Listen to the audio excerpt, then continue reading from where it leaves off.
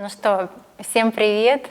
Мы готовы начать нашу трансляцию, наш яркий мастер-класс.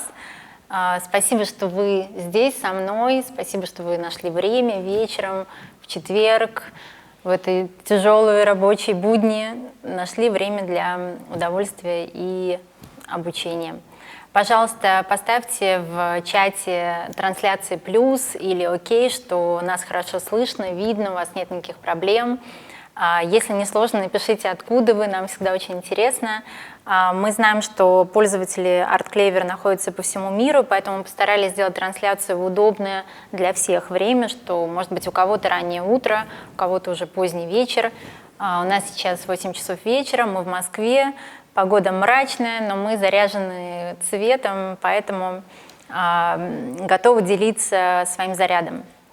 Итак, если вы уже здесь, если вы увидели в чате ссылку на референсы, о которых я сейчас буду говорить, мы немножко сначала обсудим предмет нашего сегодняшнего вебинара и потом приступим к практике.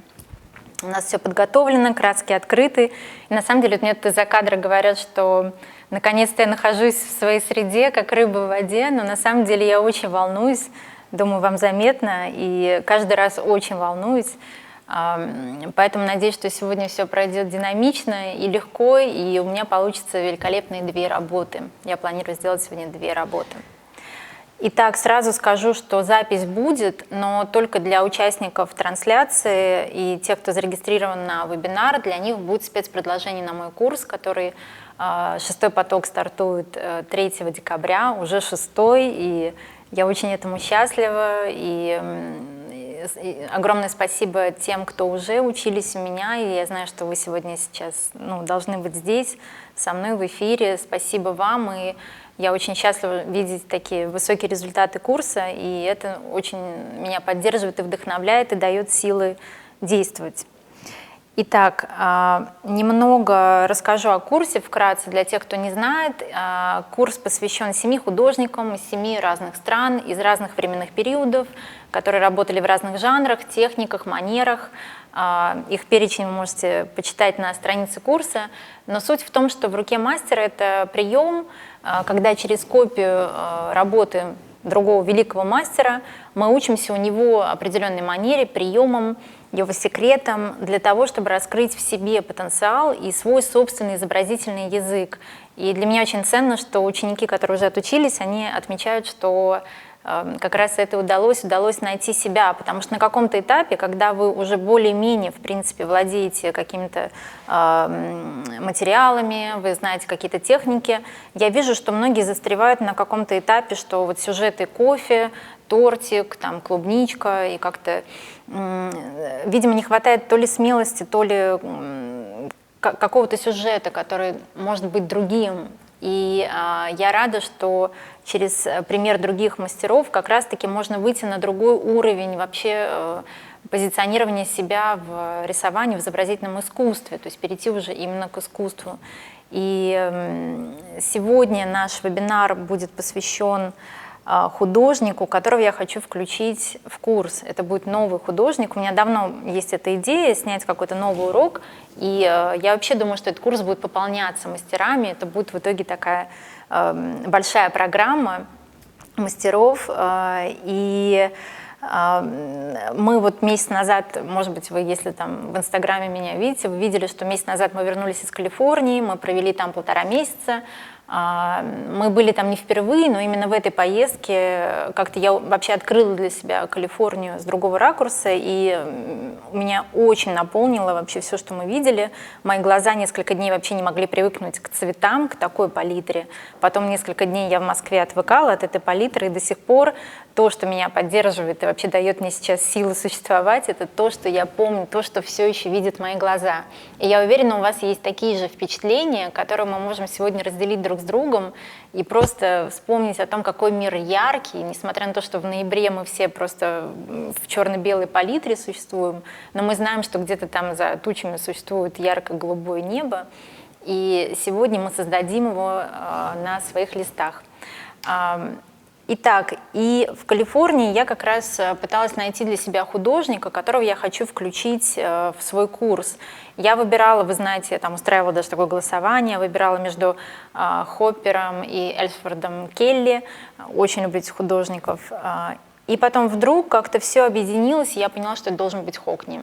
Не то, чтобы я его огромная фанатка, не то, чтобы мне очень нравилась его биография, она мне крайне на самом деле не нравится, но то, что он делает, это абсолютно Калифорния, это то, что я видела своими глазами.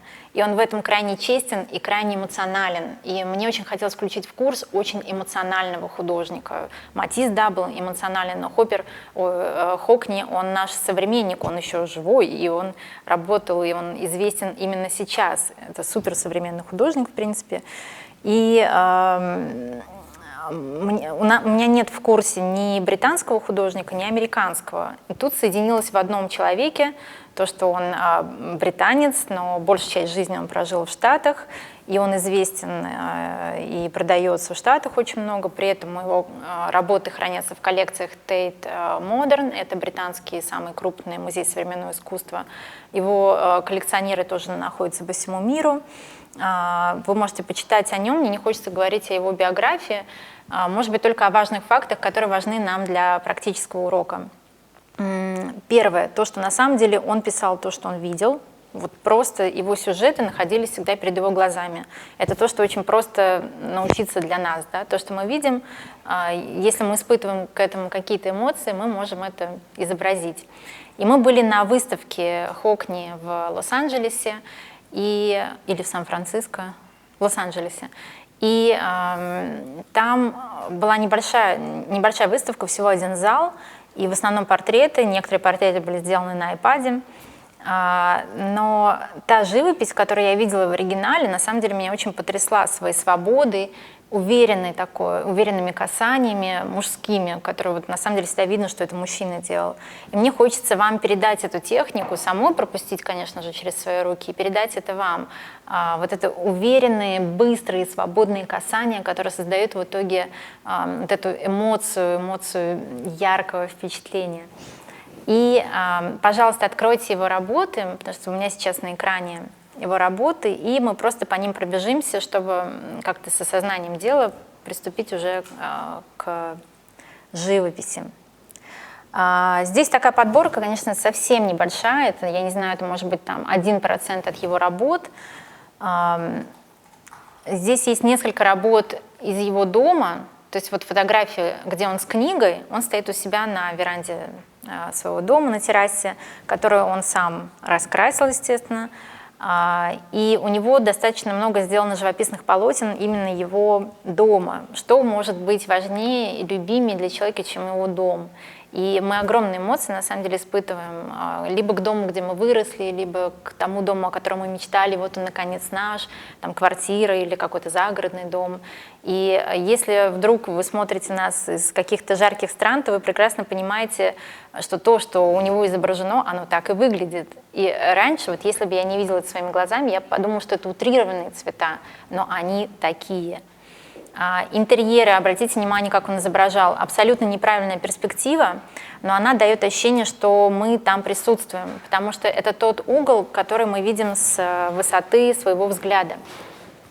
И еще что я хотела вам сказать, интересный факт из его биографии, что у него врожденная синестезия, это нейрологический такой эффект, когда два твоих чувственных органа взаимодействуют между собой. Но не то, что даже органы, а как бы то, что они транслируют, то, что они получают. И он, например, делал очень много сценографий и оформления сцен различных оперных, балетных театров. И несколько раз он использовал свой вот этот врожденный, можно сказать, недуг как плюс. То есть те звуки, которые он слышал, ту музыку, он ее транслировал в цвета, которые он видел, слушая эту музыку. Это могут делать только вот немногие люди на Земле, у которых есть вот этот врожденный эффект, и они называются синестетами. И он часто использовал, на самом деле, в своей живописи этот прием, то есть он слушал музыку и воспринимал ее через цвет. Он читал или ароматы какого-то пространства, запах, и он переводил это в цвет. И на самом деле более чувственного восприятия сложно вообще себе представить. Дальше вы можете увидеть, что у него были таксы, это его любимые натуры. Если у вас есть любимые домашние питомцы, пожалуйста, вы можете сделать какой-то кадр с ними. Обратите внимание, что сделано это очень его изображение его питомцев, они очень легкие, простые, это эскизная живопись. Здесь нет суперпроработки цветотени или фактур, фон абсолютно всегда нейтральный и незначительный. Его интересовал больше характер, позы и какая-то ирония над своей натурой. Мне кажется, он редко всерьез относился к своей натуре, хотя к своему искусству он относился очень серьезно и относится, конечно же. Один из самых дорогих художников, кстати, на сегодняшний момент. Дальше вы видите подборку его портретов, их было множество, на них мы останавливаться не будем, но вы прекрасно видите их достоинства. Он писал очень много известнейших людей, к которым он также испытывал какие-то чувства, какое-то отношение. И, конечно же, вы по себе наверняка уже знаете, что если ваша натура имеет для вас какое-то важное значение, то, скорее всего, портрет будет очень выразительным, эмоциональным, и он будет легко получаться, потому что вы знаете этого человека, вы к нему что-то испытываете. Поэтому, если вы хотите сегодня сделать портрет, дерзайте, пожалуйста. На самом деле это можно сделать быстро и безболезненно. И обратите внимание, тоже почти никакой проработки светотени, никаких заморочек над анатомическими особенностями. Все кажется криво, косо и небрежно, и при этом очень реалистичным. Дальше портреты великолепные. Но, конечно, прежде всего он прославился, вот самая его известная работа, вы можете увидеть, она называется 14, нижнее подчеркивание 3, это «Всплеск». Это очень известная работа, его на эту работу вдохновило кино, и он этой работой вдохновил очень большое количество кино тоже, кинофильмов. Его бассейны, открытые бассейны калифорнийские, это его визитная карточка. И у него они невероятно аппетитные получаются, если можно так сказать, очень соблазнительные. И мне кажется, что он максимально какой-то нашел легкий способ их изображения и точный оттенок цвета, именно тот, который мы с вами видим, когда находимся около бассейна. Поэтому те работы, где присутствует бассейн, они тиражируются просто кому вот как не лень, просто там печатаются везде и так далее. Я вам не надоела, там, может быть, есть какие-то вопросы ко мне, а то я тут увлеклась. Хорошо, но вы здесь, да, всем все слышно? Я говорю, да. Далее, вы все видите прекрасные референсы. Вот, кстати, например, его манеры изображения бассейнов вот этими мазками такими закругленными в итоге и стали делать, стали оформлять как паттерн, использовать для бассейнов. То есть плитку выкладывать таким образом, раскрашивать ее таким образом. Он сам вручную раскрасил основание своего бассейна тоже у себя. В общем, это стало искусство, его искусство очень легко синтезируется в любые направления близких дисциплин каких-то ближайших, в том числе дизайн интерьера, архитектура, его кино, театр, его работы очень активно используются, тиражируются. И, конечно, его айпадовские работы, посмотрите обязательно, мы так делать сегодня не будем. Но это тоже хороший пример того, что можно делать очень наивную, такое нарративное изображение, как бы детское, которое выглядит в итоге очень самодостаточно, декоративно, стильно и дорого. Вот, наверное, больше не буду вас грузить рассказами, просто обратите внимание, какими чистыми цветами он работал. И я предлагаю вам приступить к делу. Открывайте свои краски, берите, пожалуйста, для себя какой-то референс. Я сама буду работать сейчас с экрана, и у вас в чате должна сейчас появиться работа, которая у меня вот сейчас прикреплена, предварительный рисунок. Это на самом деле, вот это как раз не Калифорния, это Орегон, тоже побережье западное, чуть севернее Калифорнии.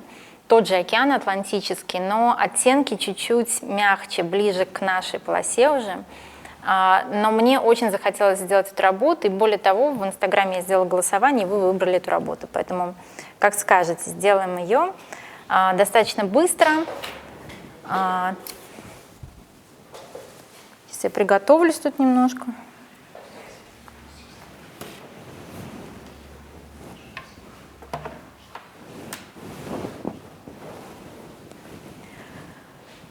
Вот, на самом деле буду очень рада отвечать на какие-то ваши вопросы параллельно. И, конечно, параллельно вам буду рассказывать, что и зачем я делаю.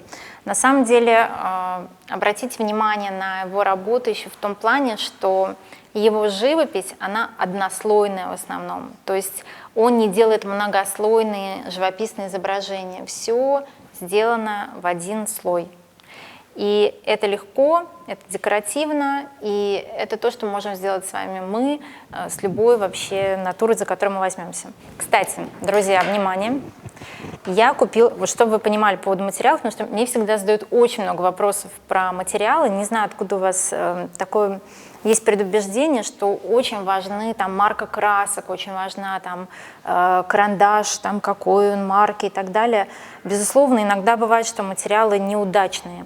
Поэтому вам может быть сложно работать, например, с жестким углем или жесткой сухой пастелью, которая скребет. Бывает, и это правда мерзко, и как бы вы все уже наверняка знаете те марки, проверенные, мягкие, хорошие. И я специально для этого мастер-класса купила в Ашане детскую гуашь, вот прям в детском отделе. По наследству потом она перейдет моей дочке, видимо.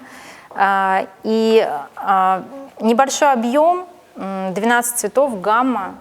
Я буду рисовать наипростейшими красками, но на самом деле зря вы недооцениваете гуашь, и ученики моего курса «В руке мастера» все в итоге это признают, что на самом деле краска очень удобная, укрывистая, поддается и вообще очень хорошая. И ею многие мастера, ну, почти все наши вообще классики работали, причем делали ей эскизы к маслу, потому что краска простая, дешевая, ее не жалко, можно ведрами лить, и при этом она может быть и прозрачной, потому что на водной основе, и укрывистой, если брать вообще без воды, густо. Я вам сегодня советую брать ее густо. Вот воду почти не используем, только чтобы кисточку помыть. У меня кисть щетина плоская, самая моя боевая кисть. Видно вам? Видно, да, сейчас? Угу. Самые боевые такие кисти, которых тоже не жалко, ничего не страшно. Я работаю ими и маслом, и гуашью, и акрилом, и вообще чем угодно. Бывают такие чуть-чуть скругленные. Я специально взяла разные, чтобы вы видели, что в принципе можно все изображение делать на самом деле одной кистью, но если сложно и если нет времени, то можно там для больших укрывистых, для поверхности, которые нужно покрыть быстро, можно брать вот такие широкие.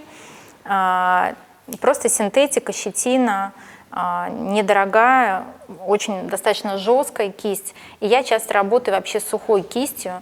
Мне очень нравится просто эффект мазков, который получается. Так, ну что, сейчас я, наверное, возьму среднюю кисть.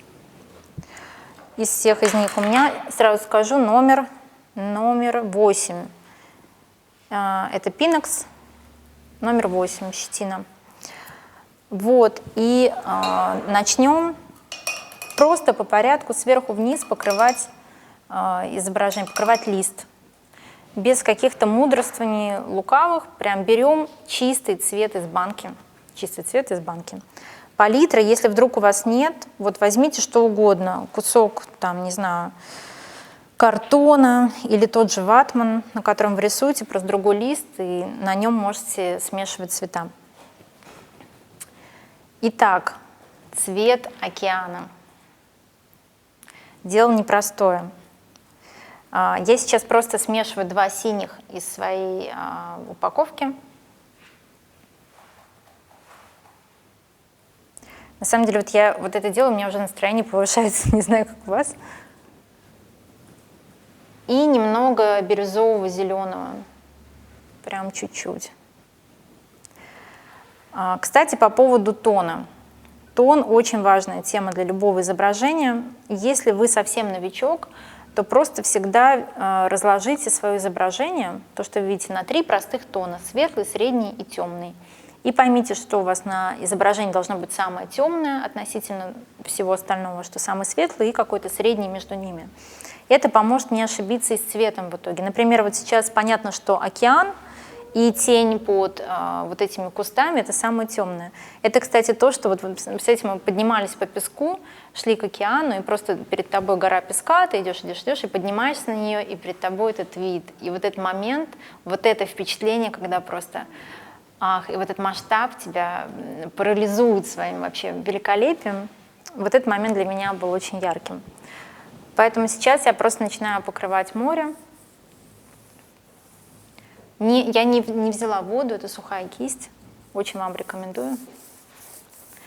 Буду работать быстро, потому что я хочу сегодня 2 работы с вами сделать. Узкая полоса океана. Я тоже, кстати, океан периодически морем называю. Не знаю, как вы, но знаю, что так еще многие делают. Ближе полоса другого оттенка, голубого. Сразу можно взять белил. Белил — это такая вещь, которая тратится больше всего и заканчивается раньше всех. Краска раньше заканчивается. Сразу же этим же оттенком чуть-чуть белил и чуть-чуть воды.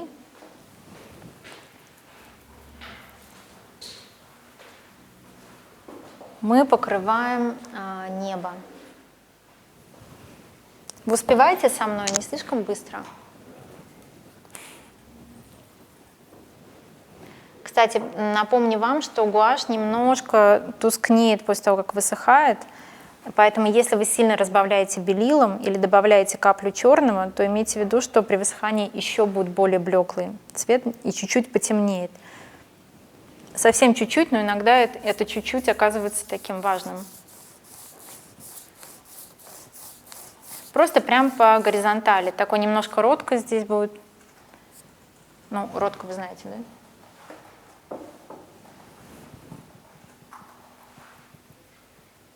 Можете рисовать со мной, то есть то изображение, которое я делаю. Можете, конечно, что-то свое. Небо отражается на мокром песке.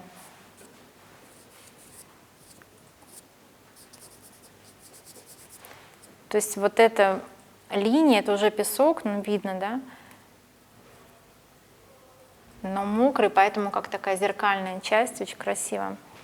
Белое, все, что белое, да, на изображении можно либо вообще оставлять бумагой, либо как, ну, в конце тоненькой кисточку добавить просто белой краской, белилами. Смотрите, что важно в живописи. Во-первых, чтобы сэкономить время, во-вторых, чтобы получить целостную, гармоничную, живописную работу. Если где-то на листе у вас появился оттенок, он должен продублироваться где-то еще на листе, в основном в противоположных каких-то частях. Например, если где-то здесь, то по диагонали должен продублироваться этот же оттенок. У меня этот цвет есть в тенях. Вот здесь в тени под кустом и на вот этом кустике справа. И в некоторых следах тоже на песке есть вот этот синий, теневой, яркий синий, который появляется именно при очень жарком солнце. Поэтому я сразу, не стесняясь, добавляю его сюда.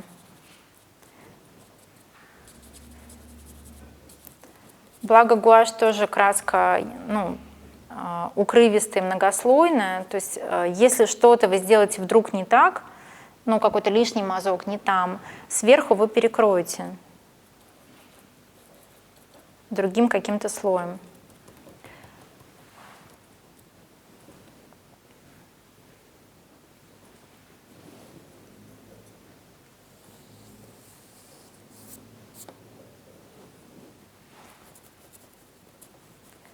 Так, все, синий у нас еще где-то появился. Можно уже не беспокоиться. Теперь второй основной цвет, которого, конечно, больше всего в этом изображении, это охра, такая песочная охра. Можно, наверное, я останусь с той же кистью и попробую сделать песок. Нет, возьму другую кисть. Как, вы успеваете? Или вы уже все сделали, это я тормоз?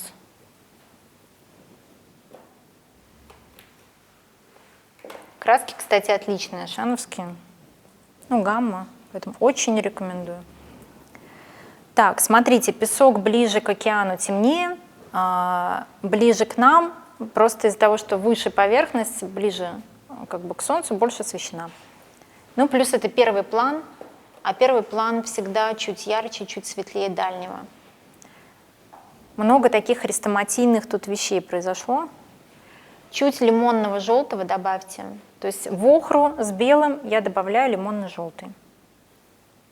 Для вот этого освещенного солнцем первого плана еще больше белил, самый светлый тон. Такая вкуснятина прям на палитре, очень классно. Каплю оранжевого можно или красного. Если у вас нет оранжевого, то желтый с красным, вы знаете, что это оранжевый. Чтобы он был чуть-чуть такой повкуснее, розоватый песок такой, знаете. Все, и свободными мазками, прям, знаете, прям нужно закалякивать.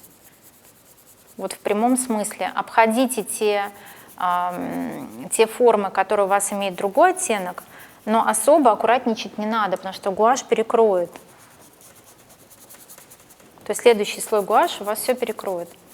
И обратите внимание, как у Хокни, у него, мы пытаемся делать так же, у него мазки такие очень хаотичные, очень свободные. Я добавляю сейчас такого зеленого оттенка.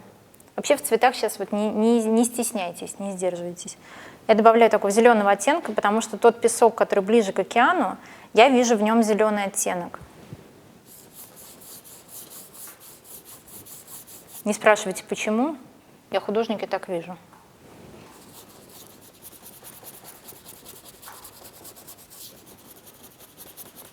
На самом деле очень хочется посмотреть ваши работы в число. Пожалуйста, даже какие-то промежуточные варианты вы можете выкладывать в ленту. И даже если сейчас я там в эфире вам не отвечу, я потом обязательно посмотрю и отвечу. Вот, и просто смело, свободно закрашивайте. Получите кайф от вот этого процесса закалякивания.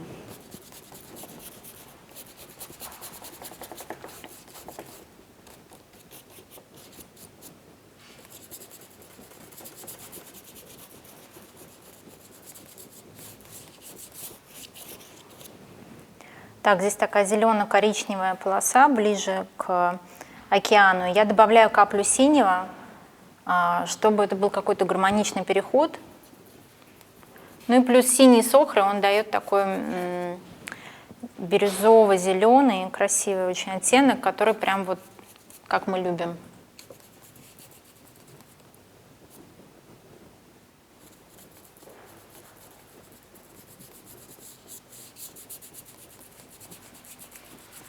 Если у вас есть дети рядом, в принципе, они могут с удовольствием присоединиться.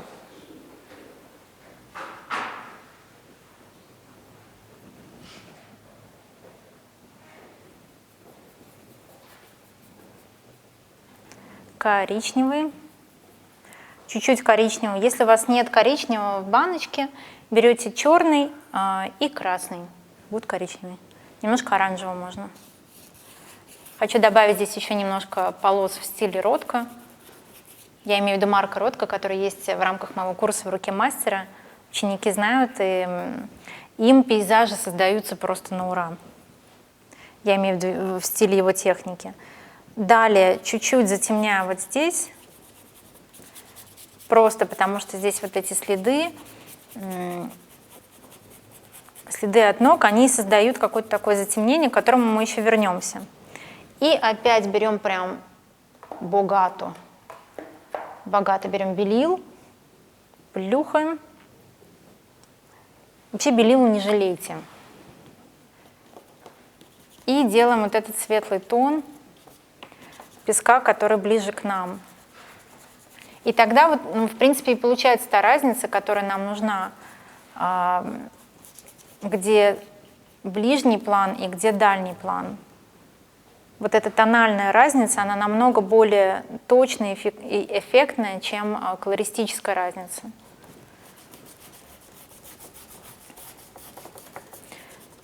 То есть вот призываю вас не путать понятие цвета и тона, потому что цвет, например, у нас сейчас один и тот же, мы используем его разные оттенки. И вот эти его оттенки охристого, да, оттенки коричневого, они создают понятие тона. Я добавляю лимонно-желтый и прям смело на первом плане использую его.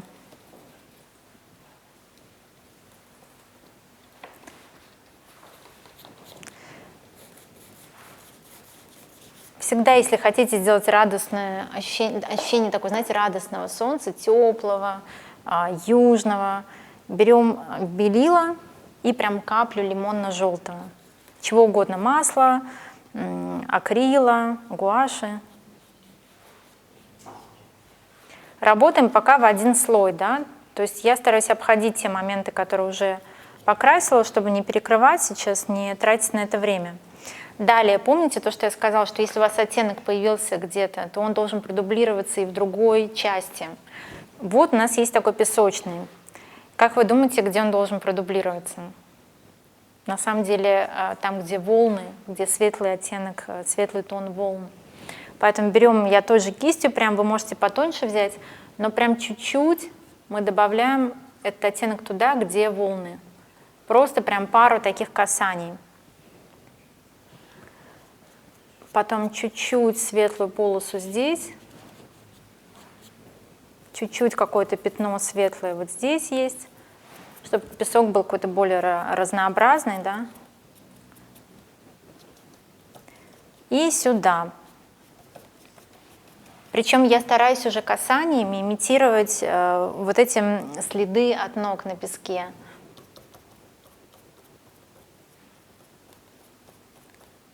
Хокни обычно использовал эти мазки как паттерн, то есть он их делал в одном направлении, либо слегка изменял направление, чтобы создавать такое ощущение, ну, как самодостаточного орнамента.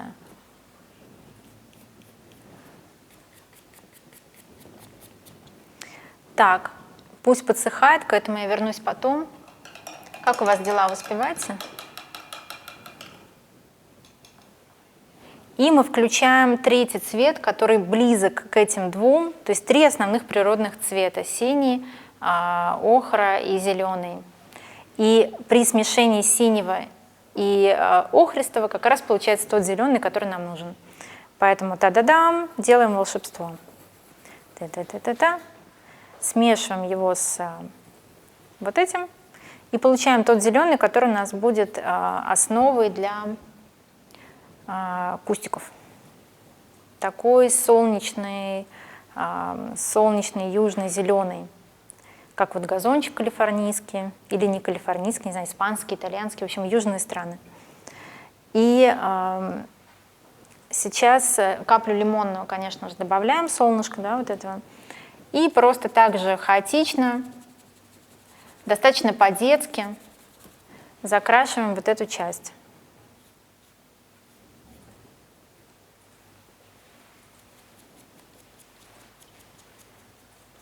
За что я люблю щетины плоские? За то, что можно поворачивать разной стороной, и если боком, да, грубо говоря, держать кисть, то получаются прям такие узенькие линии, очень удобно. Особенно, ну вы знаете мои архитектурные замашки, то, что я люблю делать и лаконичные цвета, и лаконичные геометричные линии, но сейчас я решила оторваться с цветом, как бы почему бы и нет. Но вообще в целом я люблю плоские именно за их архитектурные возможности, назовем их так. Вот. И вот этот кустик сначала закрашиваем его сплошным вот таким зеленым. Я прекрасно вижу, что он там не один, поэтому я добавлю остальные оттенки зеленого туда потом.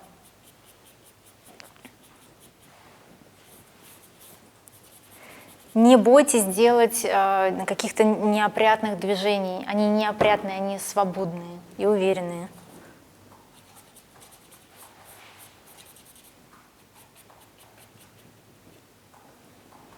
Ну, что-то здесь тут такое торчит. Так, одну секунду.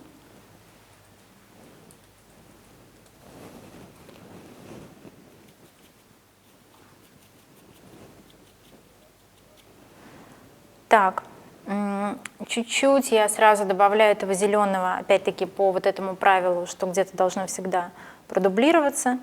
Добавляю в следы, которые я, конечно же, потом как-то поправлю еще, что-то с ними еще сделаю. Но этот зеленый должен появиться все равно.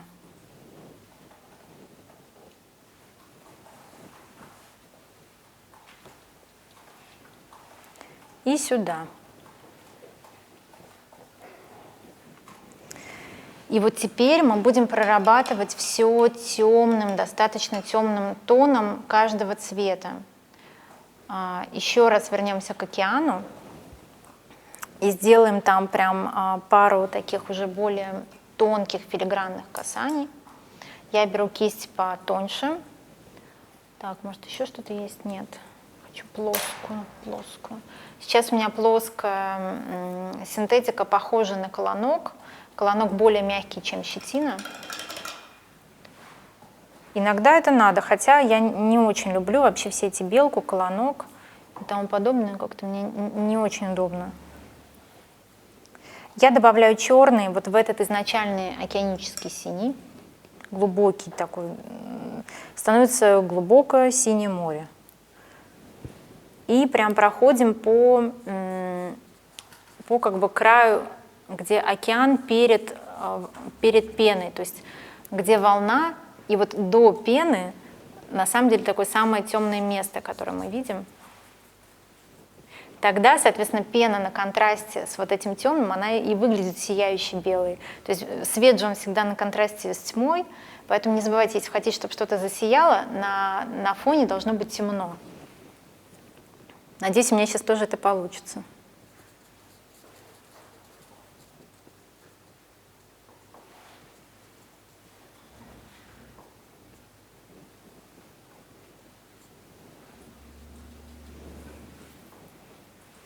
Я помню, на предыдущих вебинарах у меня часто так получалось, что я старалась сделать как-то так небрежно чуть-чуть, чтобы, ну, как бы показать, что и не у всех так все классно всегда получается, что ничего страшного, если чуть-чуть там неаккуратно. А потом, когда смотрела работы участников и видела, что многие работы лучше моих, очень было обидно.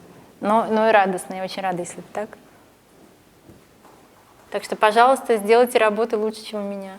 Я буду рада.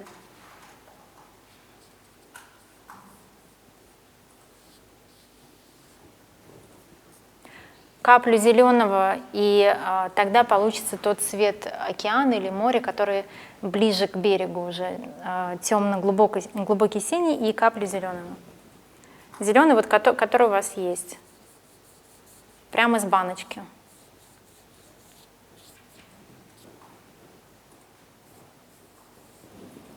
Чуть-чуть белил, причем белил там, где уже охристый оттенок, то есть ближе к песку, и ближе к песочной палитре.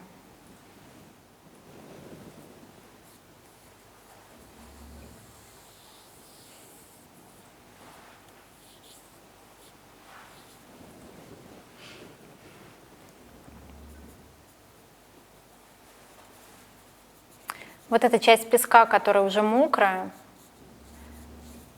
но которая уже явно не вода, а песок все-таки. Сейчас мы тоже сделаем, но здесь я еще больше смешиваю с песочным. То есть все, выхожу уже на берег, выхожу на песок. Но оттенок водный еще есть.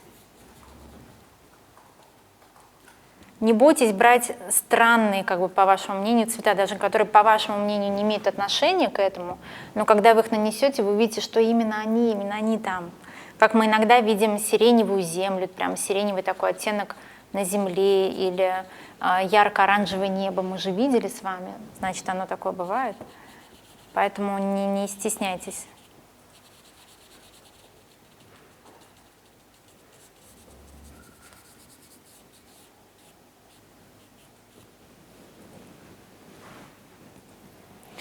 Я стою с такого ракурса, что мне не очень видно, что у меня получается, но, короче, вы понимаете. Вы понимаете, что я имею в виду. Вот так интересно посмотреть, что происходит у вас. Делитесь, пожалуйста, своими работами.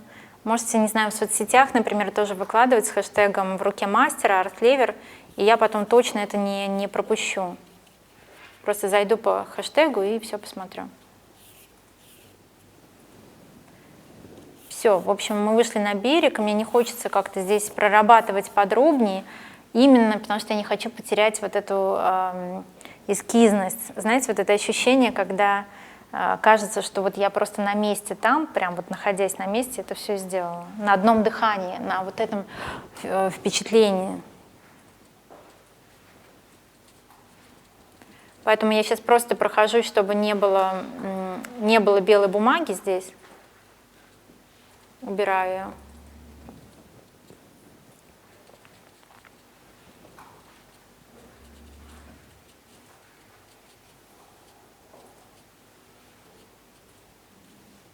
Вообще, конечно, изобразить природу прекраснее, чем ее изобразил Господь, это невозможно. Но мы можем интерпретировать ее так, как мы ее чувствуем.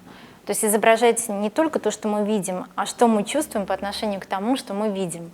И я к этому обычно всех и призываю. Мне кажется, в этом и есть вообще художник и смысл вот этого процесса.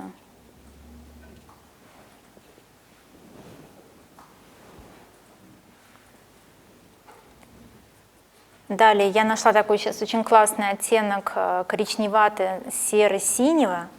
И вот им я хочу пройтись там, где есть вот эти следы от ног.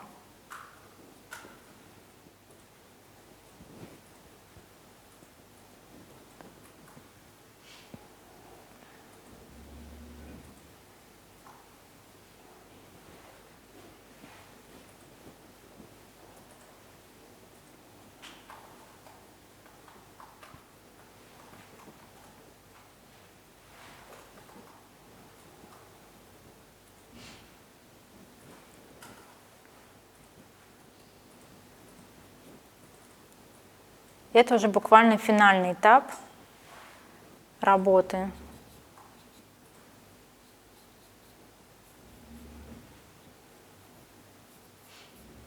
Если вы за вебинар сделаете только одну работу, тоже отлично. Ну, как бы, если у вас динамика другая, и вы по-другому рисуете, в другой манере, то, пожалуйста, как бы чувствуйте себя нормально, сделайте одну работу, но отлично, знаете, чтобы она вас удовлетворила просто.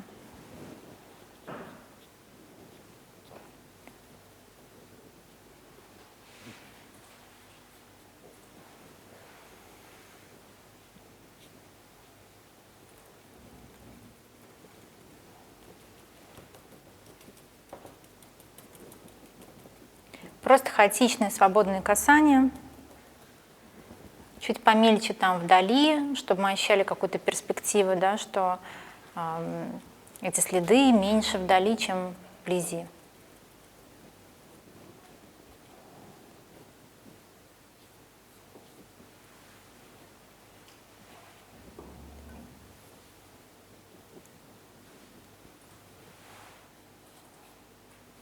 Можете какие-то просто таким образом обводить. Вообще любая форма, если вы ее сначала обведете таким контуром, она будет выглядеть реалистичней. И Хокни, в принципе, так и делал. Не только он, конечно, многие его современники, которых я тоже планирую коснуться своей рукой в руке мастера в своем курсе. У нас есть вопрос? Вы слышите море?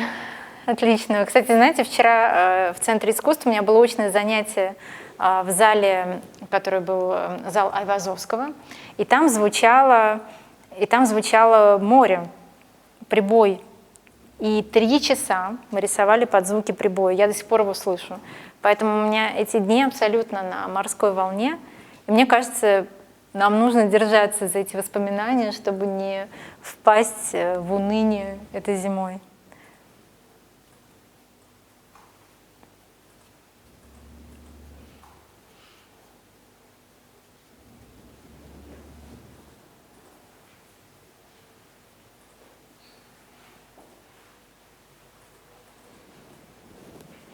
Очень классный комментарий, спасибо. Меня очень поддержало про звук моря.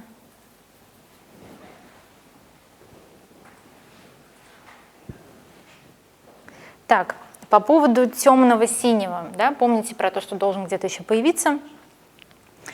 Он появляется в тени кустика.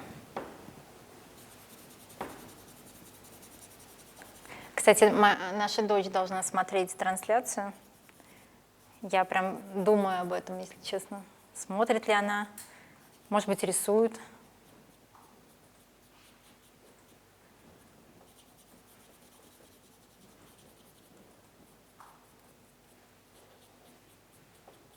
Все, на первом плане уже можно прорабатывать какими-то такими касаниями а-ля травка. Но опять-таки не заморачивайтесь. То есть если она будет чуть-чуть по-другому выглядеть, чем на фотографии, конечно же, не страшно, никто проверять не будет. Я часто говорю своим ученикам, что красота важнее правды. Если на листе лучше, чем в натуре, то и отлично. Я немножечко обвожу следы, которые я наметила, чтобы они выглядели поп-артовски, потому что мы делаем все-таки как бы поп-арт, и в то же время более реалистично, потому что если мы придадим им такую внятную форму, то они сразу станут более реалистичными. Я прям таким темно-синим прорабатываю, потому что вы прекрасно видите, что на первом плане очень четкие следы, и по тону они как раз-таки самые темные, такие же, как теневая часть, вот, например, этого куста. Да?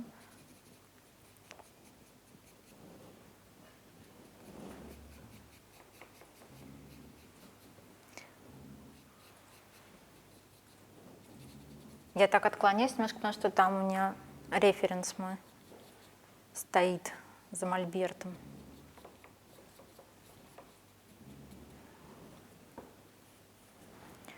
Так, капли черного, капли зеленого. Скорее, скорее. Ну, как бы не капли, я прям так хорошенько взяла черную. И хорошенько беру зеленого, смешиваю это все чудо с вот этим морским океаническим синим. На палитре, конечно, полный кайф. Мне всегда, кстати, палитра нравится больше, чем сама работа. Мне кажется, нужно сделать такую серию. Прям идея сейчас родилась. Чуть-чуть прорабатываю еще потемнее и уже с зеленым оттенком теневую часть куста. Куст на переднем плане, поэтому мы его видим максимально контрастно, то есть максимально подробно, насколько позволяют глаза.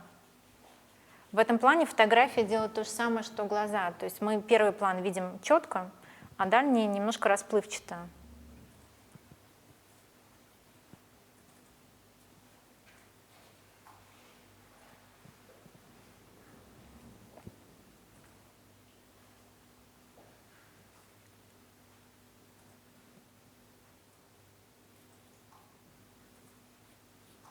Все немножко уточняем.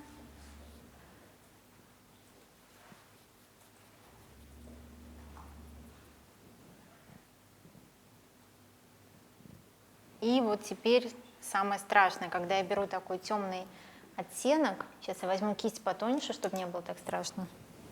Беру вот просто буквально черный, черно-зеленый и прохожу по вот этим вот следам, там, где они вот такие темные.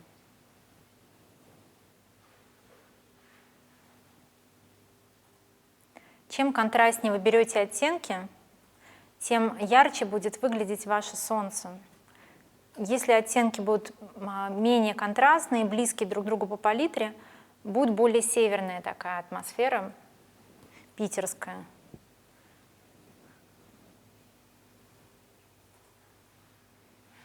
Питер, если вы с нами, привет. Как-нибудь мы порисуем обязательно тоже Питер, домики, мостики.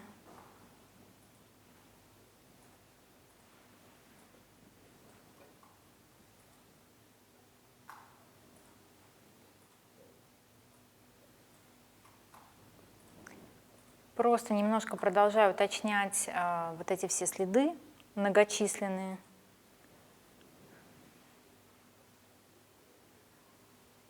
Где-то форму вы можете частично закрасить, а частично оставить как бы прозрачным песок, да, вот этот оттенок песка.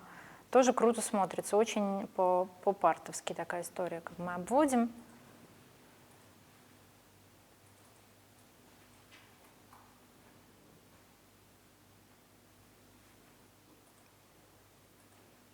И пытаемся сделать это похоже.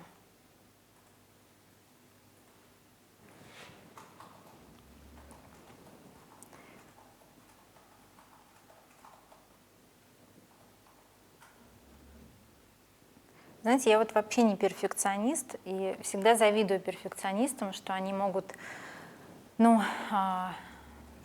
могут доводить дело до конца в той степени качества, которым им хочется. Для меня, наверное, важно сделать это максимально честно для себя. То есть вообще, в принципе, и выбор художника для меня вот был очень важным. Мне хотелось максимально честно к этому подойти, то есть не выбирать какого-то очень популярного художника, что я знаю, что все его любят там, или еще что-то. Или, не знаю, сделать тему вебинара такой, знаете, вот популярненькую. То есть что любит популярно, я бы с вами рисовала клубничку и кофе. Но мне хочется сделать то, что отвечает вот моему внутреннему состоянию. Мария, как здорово, не рисую вместе с вами, все это по-партовски для меня в новинку, но вы так вкусно это делаете, что пока просто любуюсь. Людмила Федяева. Людмила, спасибо огромное. Дарья, простите, пожалуйста, Дарья, спасибо, мне очень приятно, мне самое вкусное, если честно, я вот прям наслаждаюсь и очень вам рекомендую все-таки выделить время и почувствовать кайф вот в этом закалякивании красивыми вкусными цветами. На самом деле это очень раскрепощает. То есть я же хитрый преподаватель, я же понимаю, что новичков раскрепощает. И вот как раз-таки эта техника, ван Гоговская техника, матиссовская техника, очень раскрепощает. И даже те, кто считают, что вообще ничего не умеют и не рисуют, потом, когда делают какую-нибудь крутую работу, не такую, как у меня, вот крутую работу, понимают, что все они как раз умеют. Что просто нужно брать и делать. Как знаете, все хотят делать то, что умеют и любят. Но чтобы уметь, просто нужно брать и делать. Хотя иногда очень влом, иногда страшно, иногда не хочется. Как со спортом, да, вот, но не хочется иногда. Но когда ты делаешь, то становится, со временем просто становится это легко и в удовольствие. И результат настолько радует и вдохновляет, что как бы все страхи уже уходят. Я взяла такой голубоватый, знаете, прям как вот мой пиджак оттенок. Или не пиджак, как женские называются пиджаки. Ну, вы поняли вообще. И сразу же этот голубой должен откликнуться где-то тут. Он, конечно, там уже откликнулся несколько раз, но вот здесь прям очень хочется. И знаете, где этот голубой появляется? На кончиках кустиков. Обратите внимание, что там, где есть цвет, всегда существует его противоположный цвет. В данном случае, если вы видите какой-нибудь оранжевый, то там обязательно будет какой-нибудь фиолетовый, синий. Кстати, про фиолетовый. Вот чего нам не хватало. Добавляем красный или алый вот в эту всю вкусную океаническую историю на палитре. Вам видно, да? Вот сюда добавляем. Получаем такой сиреневато-бордовый. И он у нас тоже есть в теневой части кустов.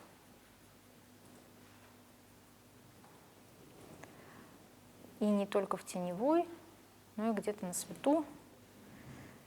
Немножко белил в эту всю вкуснятину. Вообще, обратите внимание, вот Хокни, чем он, конечно, классный, тем, что он очень любил розовый и любит розовый цвет. И он его сделал невероятно каким-то вот действительно вкусным. Вот знаете, вот этот вот розовый, который мы все знаем, который мы все любим. И он его ввел вообще как-то в искусство, понимаете, в высокое искусство. Появился такой зефирно-розовый, такой вот прям неприлично розовый такой цвет. Такой цвет, конечно, может позволить себе в основном акрил. Гуашь можно, но просто с ума сойдешь, пока его здесь смешаешь, такой цвет. Чуть-чуть добавляем его во всякие другие места на работе, делаем такую как бы перекличку оттенков. В первый план я тоже где-то прикоснусь и добавлю его.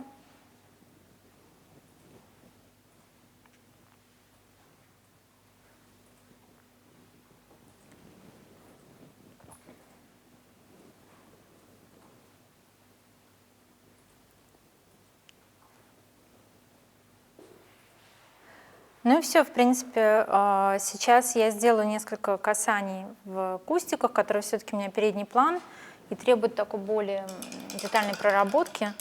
Наконец возьму какой-то приличный зеленый, вот спокойный зеленый, каким мы его с вами знаем, и немножечко сюда синевы, вот прямо из соседней палитры океанической. Гуашь, кстати, быстро высыхает. Имейте в виду, что зазеваетесь, там отойдете за кофе, за чаем, и все заново смешивать. Поэтому я так очень в темпе тоже двигаюсь.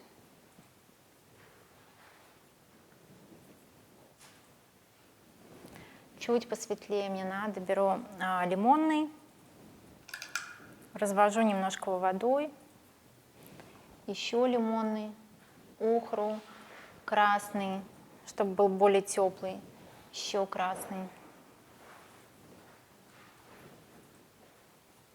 Вот он.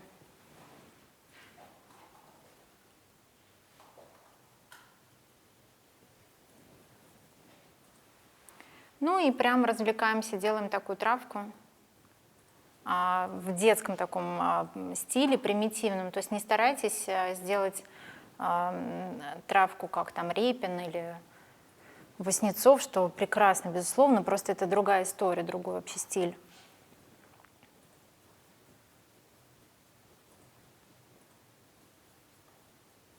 А мы делаем как бы такое наивное искусство, но тем не менее невероятно декоративное и привлекательное. То есть в любом интерьере, в любое время это будет супер актуальное искусство. Я имею в виду вообще такой стиль, который делал Хокни и делает.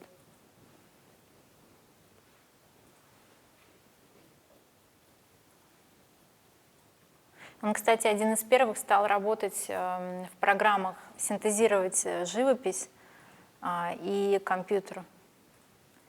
В 1985 году впервые он это сделал. Кстати, в 1985 мне было 3 года, а компьютеров в России в помине не было. А он уже делал какие-то компьютерные коллажи, портреты и, в общем, ничего только не делал. Так что дядя не промах. Есть ли какие-то вопросы у нас там? Как вообще дела? Поговорить со мной.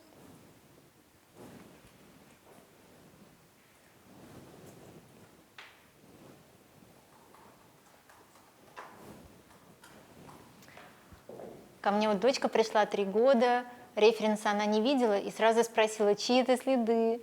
Дарья пишет, спасибо, очень классно вообще. Вот видите, ребенка не проведешь, ребенок видит все. Очень здорово, я очень рада, что так. Да.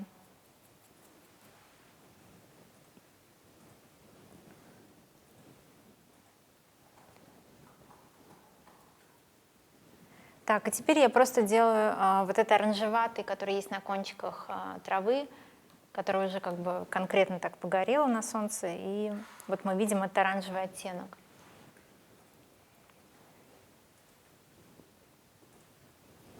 Это последние штрихи, точнее мазки. И я от вас отстаю с этой работой.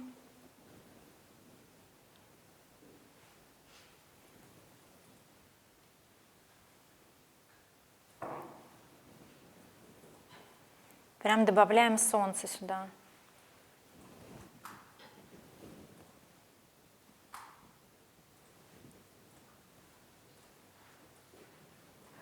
Мне очень хочется, чтобы вы для себя почувствовали, что живопись бывает эскизной, в принципе, что можно сделать живописную работу, интересную, веселую, эмоциональную, такую вот чувственную, за там 20-30 минут. Ну, на самом деле. И вы знаете, некоторые люди на этом миллион зарабатывают. Но прежде всего, конечно, просто получить удовольствие. И надеюсь, что-то такое вы сегодня создадите, что ну, как-то останется для вас ярким впечатлением и останется ярким воспоминанием. Все, друзья, с этой работой мы закончили. Пожалуйста, хочу напомнить, присылайте в чат. Да, здесь вопрос еще. Пишет Елена, под рукой только акварель, но постаралась сделать поярче и пооднослойнее. Спасибо за вдохновение, а то день сегодня так себе прошел. У меня, честно говоря, день сегодня тоже так себе, но сейчас настроение отличное и прекрасная работа. Вот мне показали вашу работу, великолепно для акварели, очень ярко, контрастно. И, кстати, Хокни тоже много работал акварелью. Посмотрите его акварельные работы, они не менее выразительные, не менее сочные, чем масло или акрил, который супер укрывистый, да, там синтетическая краска. Великолепно получилось, спасибо огромное, особенно прям солнце чувствуется.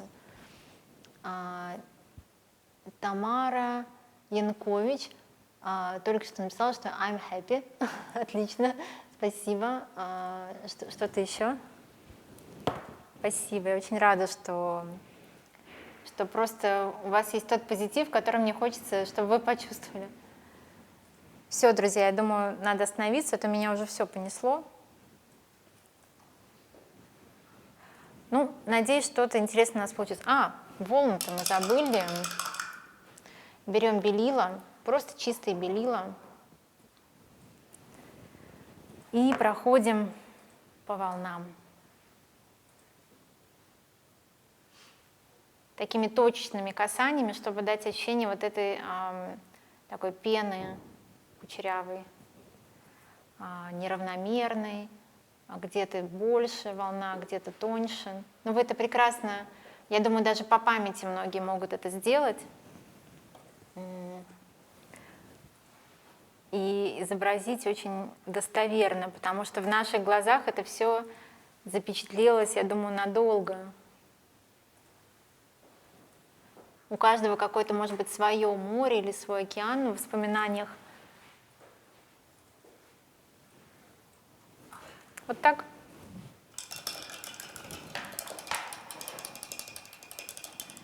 Подписывайте свои работы, инициалы. Ставьте, пожалуйста. Это тоже часть композиции всегда. Я вот тоже сейчас поставлю каким-то оттенком. И жду ваши работы в ленту, в чат. И очень интересно посмотреть. Все, всем спасибо. Если у вас еще есть силы, то приступаем к следующей работе. Там я уже проявлю свои архитектурные замашки.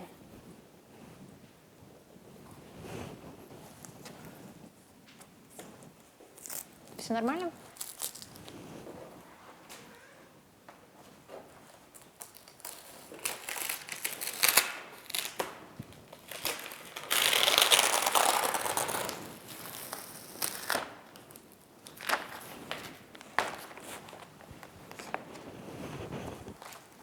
Спасибо. Та-дам!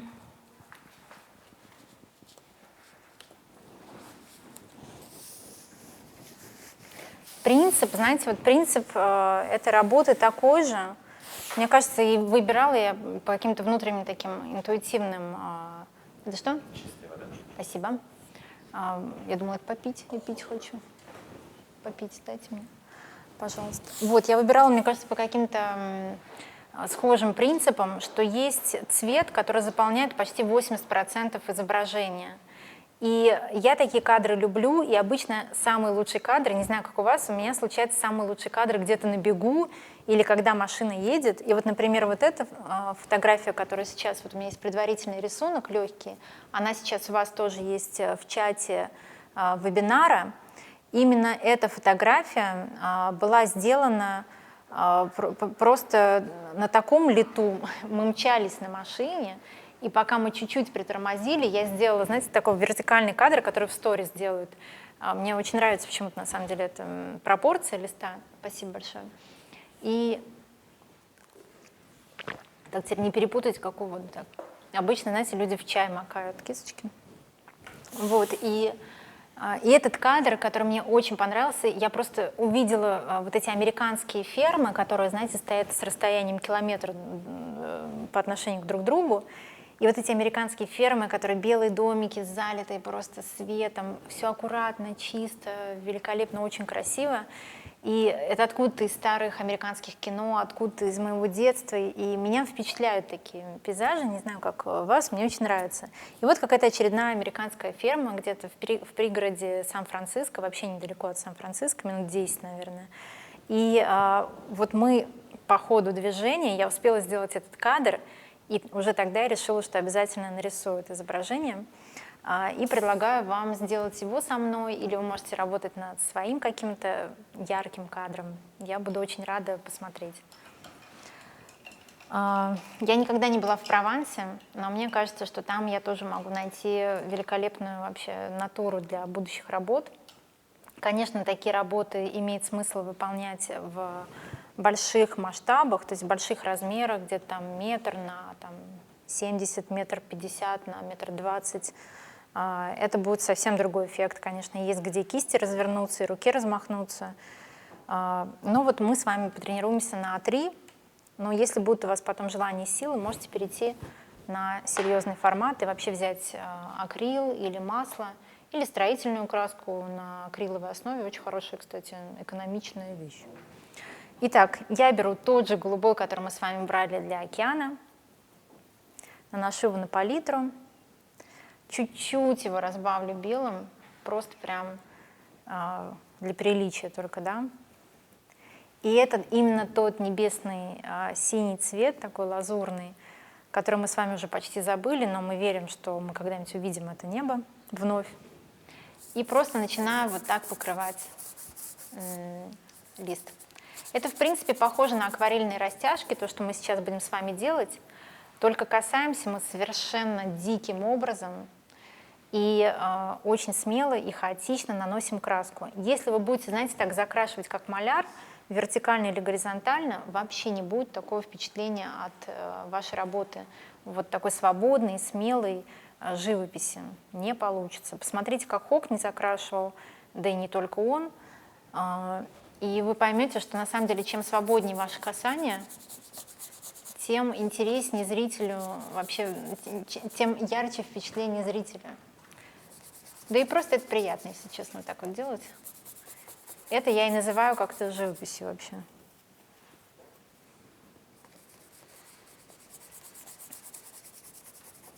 Кстати, предварительный рисунок у меня занял тоже минут 10, не больше. Представляете, сколько можно работ сделать вообще за один день? Целую серию. Серию пейзажей там откуда-нибудь из Тосканы, например. Или с Подмосковья. Вот мы планируем поехать в Суздаль зимой, и мне кажется, что там мы тоже найдем очень много великолепных вообще референсов для работ. И мне очень интересно вообще почувствовать, какая колористика у нашего, ну, не севера, конечно, но вообще у российских городов. Потому что я не так много где была в России. Ну вот впереди, все впереди.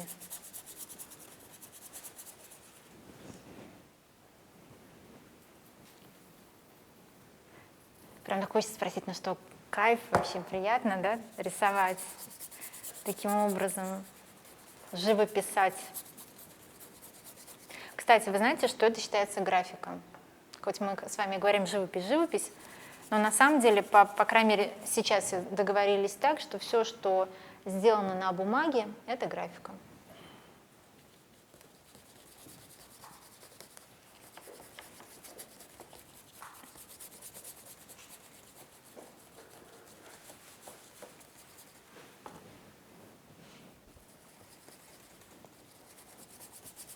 Если это, например, самый прям такой зенит солнца, но если бы это было раннее утро, прям такой, знаете, после восхода, то внизу, ближе к горизонту, был бы такой зеленоватый оттенок. Можно было бы каплю салата такого прям свежего добавить, такая прям вот утренняя свежесть в прямом смысле, ее видно в цветах, ее видно в цвете неба. Как знаете, я выросла на 16 этаже, и когда я просыпалась, у меня в окне было только небо. И я по оттенкам этого неба могла понять, какая температура сегодня, какое время дня, с точностью до минут. И поэтому я привыкла понимать небо. Мне кажется, у вас тоже может быть такой опыт.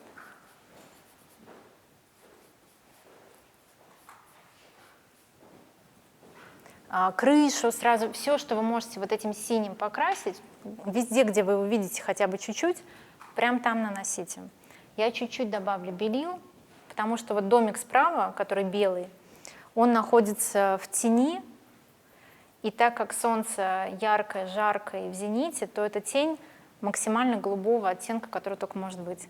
Посмотрите на какие-нибудь работы там, Фриды Кало или каких-то мексиканских художников, какие там оттенки. Они все супер просто, супер голубые, именно потому что вот это южное яркое солнце.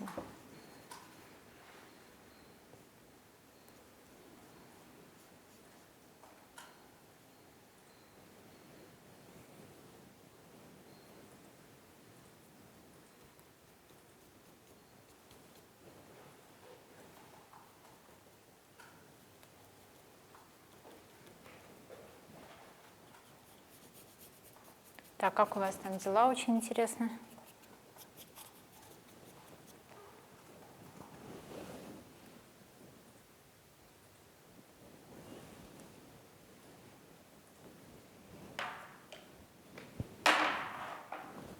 Успеваете? Или вы не рисуете просто? Что, скорее всего, конечно.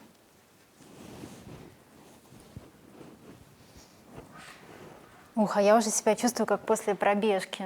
На самом деле, это похожее такое ощущение. Так, второй цвет, который мы видим. Ну, лично я вижу сиреневый. Вот в этой оранжевой траве, которая супер охристый, чистый охристый оттенок. И вот помните, что я вам сказала, там, где мы видим чистый цвет, там обязательно его антипод существует, его противоположность. В случае оранжевого это фиолетовый, и в тени оранжевый будет фиолетовым. Поэтому мы теперь... Так, у нас вопрос. Мне пишет Ольга Шалина, пишет, что и мы поедем в Суздаль зимой. Отлично. И то, что вы работаете. Отлично, спасибо, я очень рада. Спасибо, что отвечаете. Ну вот в Суздале, может быть, и увидимся, может быть, и порисуем, но не на пленэре, да, зимой мы как-то. Но, может быть, я привезу что-то из Суздаля, что мы проведем какой-нибудь вебинар именно по такой русской красоте. Так, мне кажется, я нашла тот сиреневый, который антипод вот такому травянистому оранжевому. То есть, если видите, трава на солнце, там она выжженная, сухая, имеет такой охристый оттенок. Противоположный вот этому оттенку, можете по кругу Итона, да, посмотреть, или по кругу Пантонов, вот такой сиреневый, может быть, чуть темнее, чем я сделала. И вот этот сиреневый мы прям смело вот так вот наносим сюда. Потом с ним разберемся. Я себе границы цвета немножко так наметила на листе. То есть что мне потом как бы закрашивать, каким.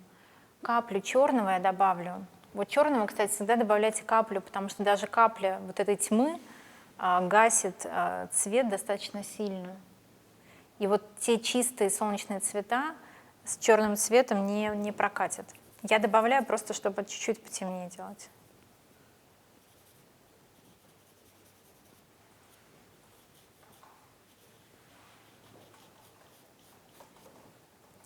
Чем размашистее и смелее ваши мазки, тем просто круче будет выглядеть ваша работа.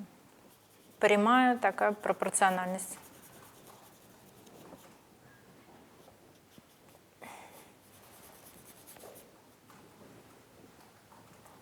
Сразу же этот оттенок мы добавляем еще куда-то, дублируем.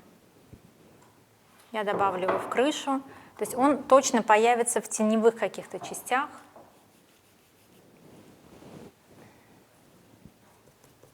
Где-то здесь в тени деревьев.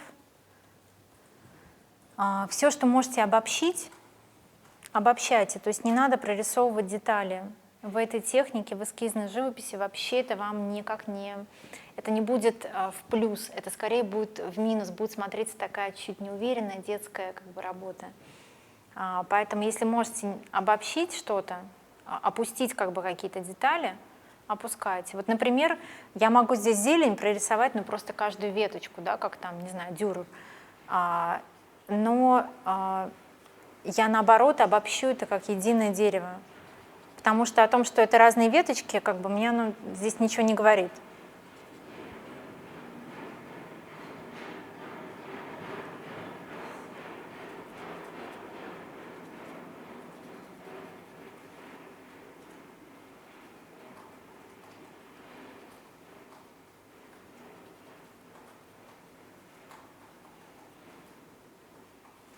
Здесь идет такая некая тропинка к этим домам, прям по земле, и она тоже какая-то очень живописная, выразительная, поэтому я обязательно ее изображаю.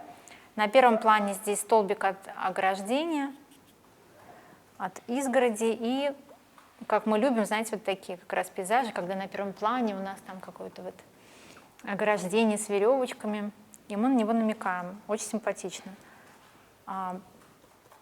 Далее еще смело бахнем черного. Вот как-то я про черный прямо про белый не могу по-другому говорить, кроме как бахнем, потому что так оно обычно и есть. И проработаем еще все, что у нас темный тон. Раз уж мы взялись за темные какие-то оттенки, то покрываем везде, где мы видим этот оттенок. Во-первых, потому что так вы быстрее и точнее сделаете работу, она будет целостной, ничего не будет как пазл. Знаете, когда вы делаете, если поочередно, вот здесь прорисую, потом здесь, потом здесь, и в итоге как пазл, который может и не сложиться. Работа должна создаваться вся одновременно по чуть-чуть. Я это постоянно говорю своим ученикам, наверное, я их уже достала, но еще раз скажу, вся одновременно по чуть-чуть.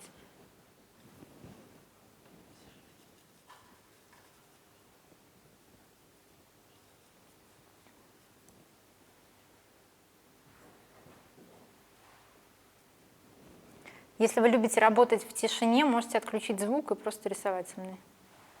Но я буду болтать.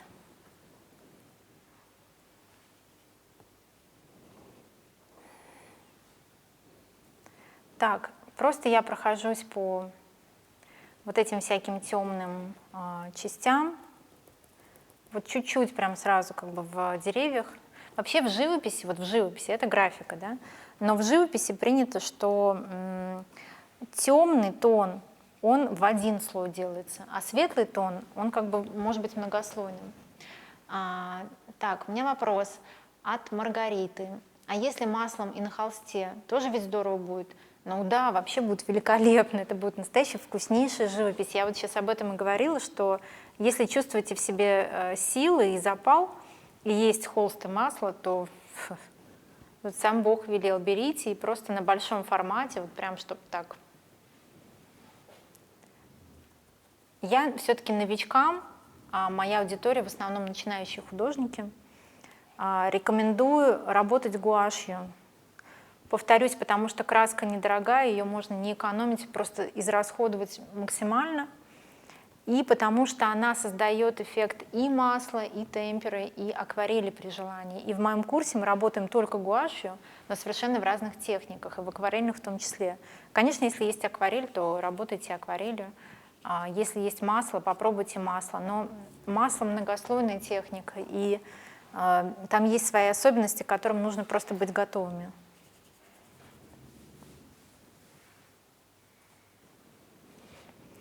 Так, мы проработали всякие затемняющие штуки.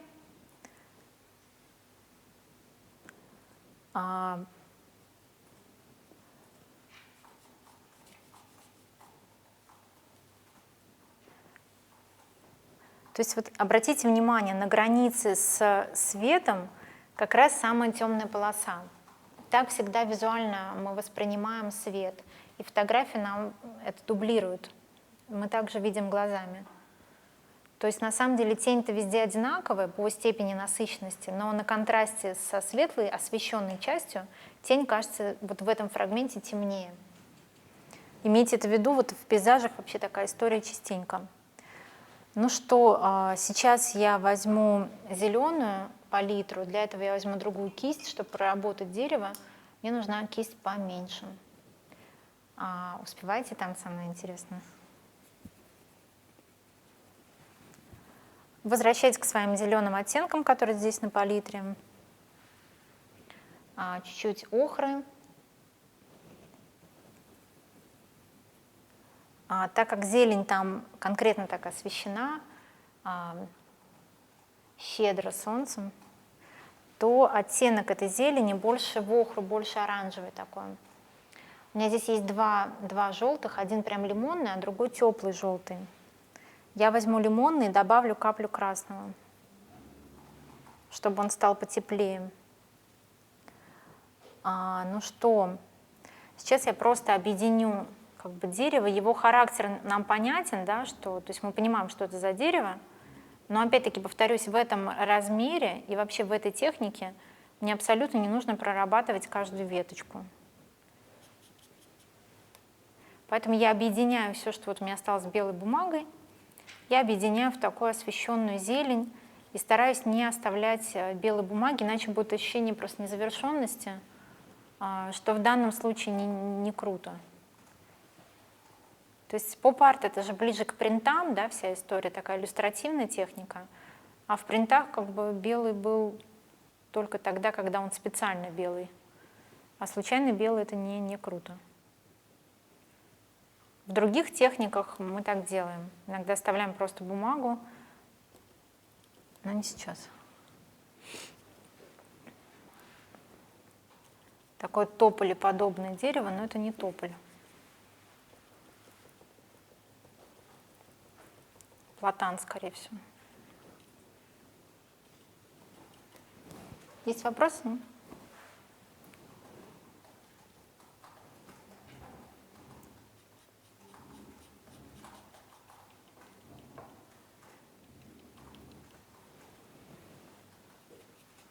Да, пока я делаю какие-то монотонные тут движения, то тогда сделаем рекламную паузу. Я напомню, что только для участников трансляции, для зарегистрированных на вебинар действует спецпредложение на курс до понедельника, то есть все выходные, и промокод специальный для вас в чате трансляции сейчас находится.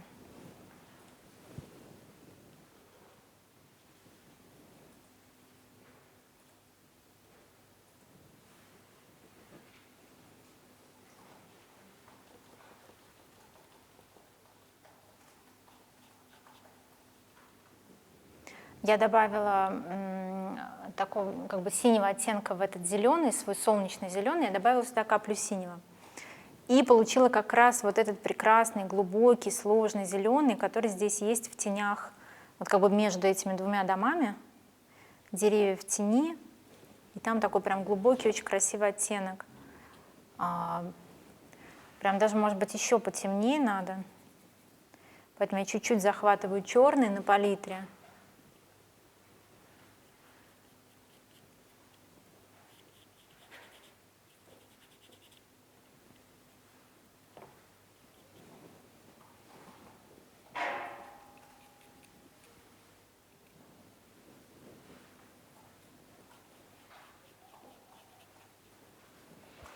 Публикуйте свои работы с хэштегом «В руке мастера», и я обязательно посмотрю, мне правда очень интересно.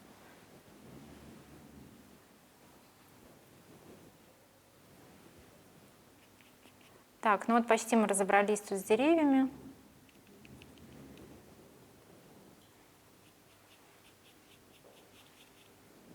Если вы делаете это же изображение со мной, то вы можете, конечно, проработать подробнее. После трансляции, например, как бы посидеть с деревом, более тонкой кисточкой, там, проработать, если вам хочется. Я не любитель тонких кисточек, просто поэтому я в любом случае так не прорабатываю. В принципе, вот когда я сама как художник свои работы делаю, они в основном тоже такие Аляпистая, можно сказать.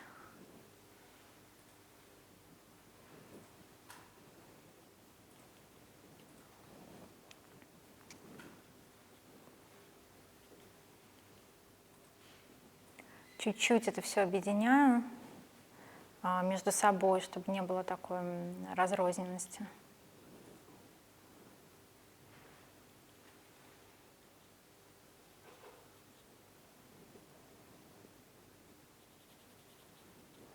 Так, тут теневая такая часть, где есть и зеленый, потому что деревья дают рефлекс в тень. Рефлекс — это отражение цвета в другом цвете, в другом предмете, например. И вот рефлекс мы видим от деревьев, от зелени на поверхность земли. Рефлекс зеленого цвета.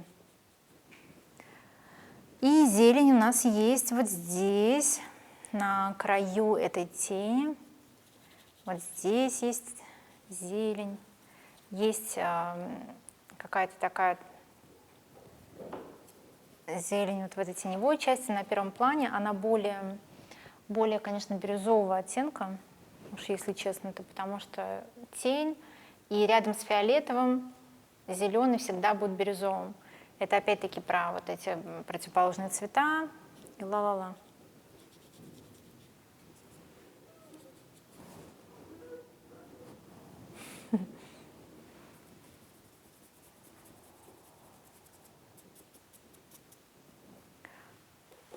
Все, и здесь мы уже ближимся к завершению. Я беру прямо из баночки вот этот бирюзовый, потому что вот я прямо его вижу здесь тоже. То есть если он здесь появился, где-то он должен продублироваться. Я продублирую его в теневых частях вот этого дерева суперского.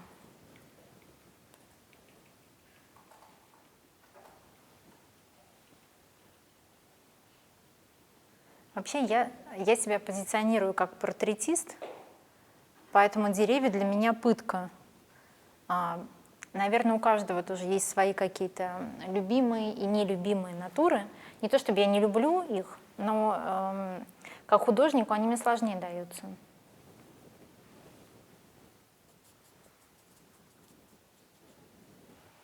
Чуть-чуть возвращаю дорожку, которая, видите, гуашь высохла, чуть-чуть потускнела, и что-то нужно возвращать.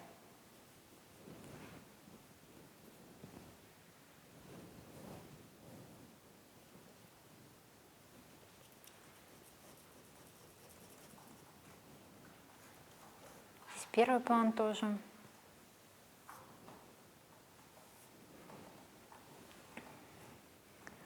Так, ну что?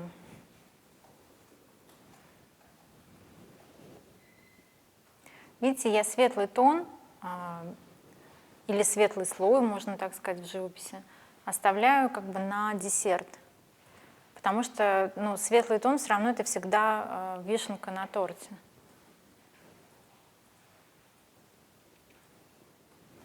И можно уже к ней переходить. Я возвращаюсь к своим песочным оттенкам, которые в данном случае являются травой. Беру охру,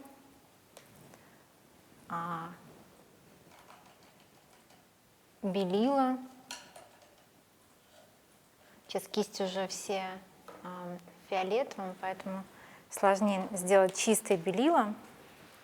Но вот на остатках чистой палитры мне нужен очень чистый, охристый, солнечный оттенок, поэтому я беру чистую охру, чистый лимонный желтый, чистое белила и еще белила, чтобы вот прям чистенько получилось.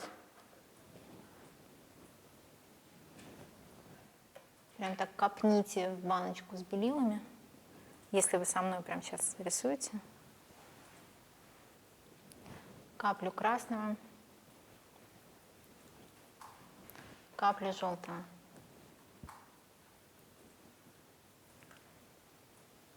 Ну, как-то так должно быть. Да. Даже еще каплю красного и еще каплю желтого.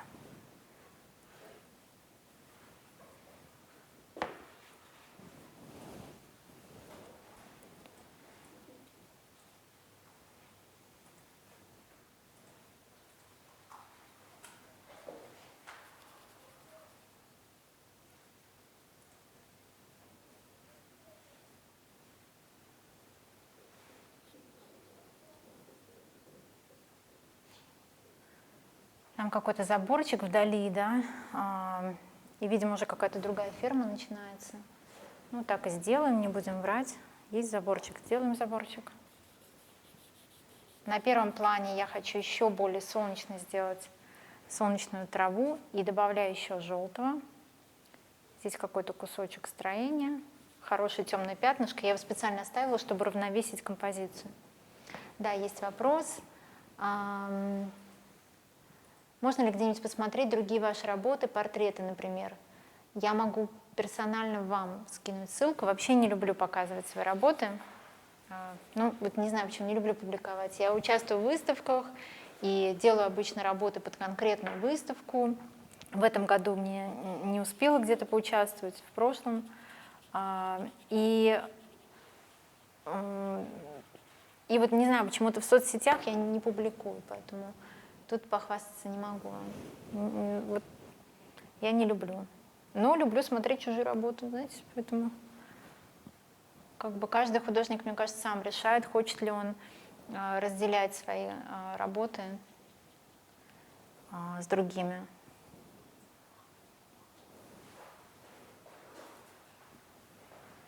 Оттенок в крыше примерно такой же травянисто-песочный.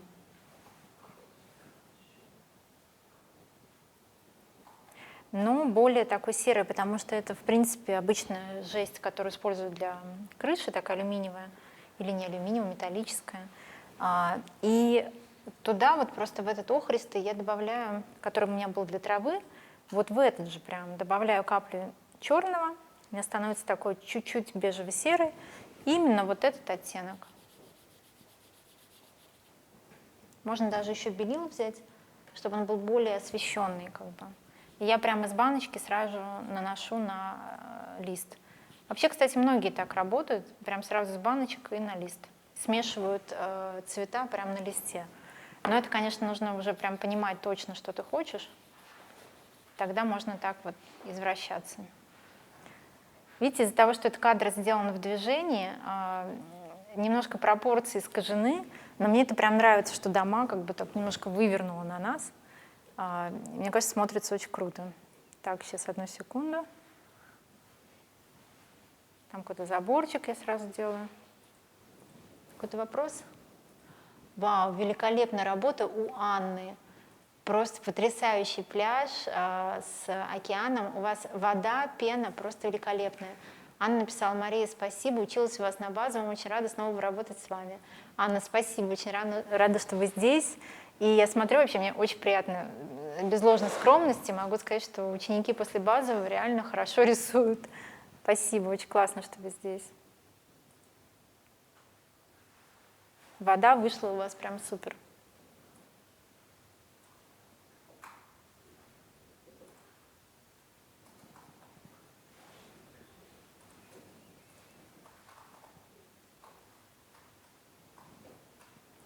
Тень есть на крыше, да, и есть там какой-то светлый такой фрагмент на крыше вот этого домика.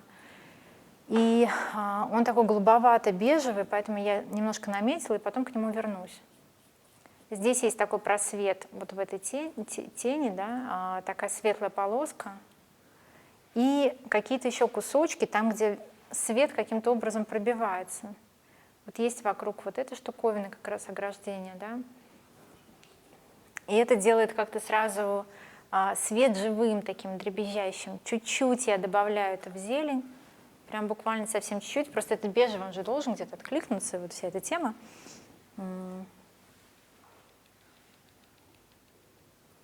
Поэтому как-то так. И сейчас просто мы заканчиваем делать дом. Я беру самую тоненькую кисточку, которая у меня есть. Но у меня даже самая тоненькая кисточка, честно говоря, не очень-то и тоненькая. И сейчас начинаем вот все эти филигранности делать, которые мы очень любим.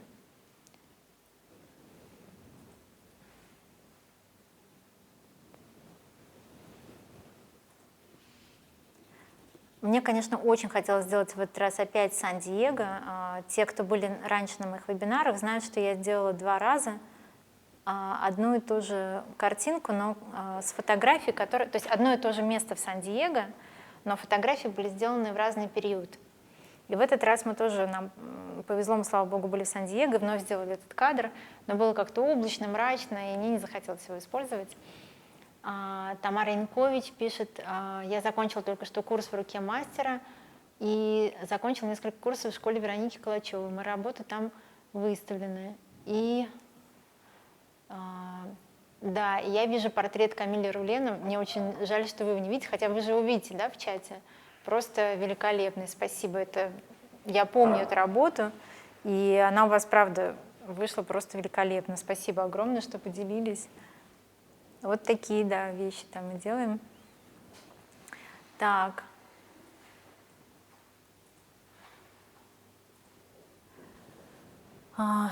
Чтобы белый стал белым, чтобы белый дом стал вообще белым домом, немножко туда добавляем голубизны. Здесь должен быть голубой немножко оттенок белого, холодный. И именно холодный белый на контрасте с другим каким-то оттенком, он станет вот чистым белым. И плюс сейчас немножко я сделаю вот эти тени под карнизом от крыши, вот эти помечу какие-то заборы линиями, и все станет на свои места, наверное. Я уже очень устала, поэтому могу нести какой-то бред и уже помолчу немножко. Но буду рада ответить на какие-то ваши вопросы и прокомментировать работы.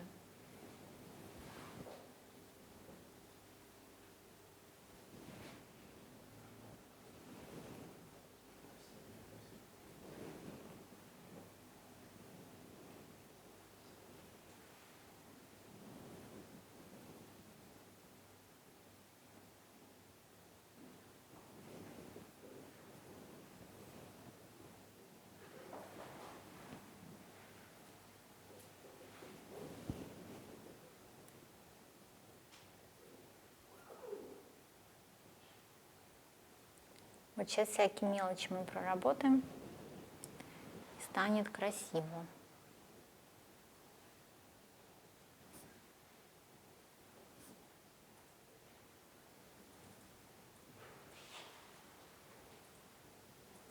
С этого ракурса не очень видно, что может быть все кривовато, но уж не обессудьте.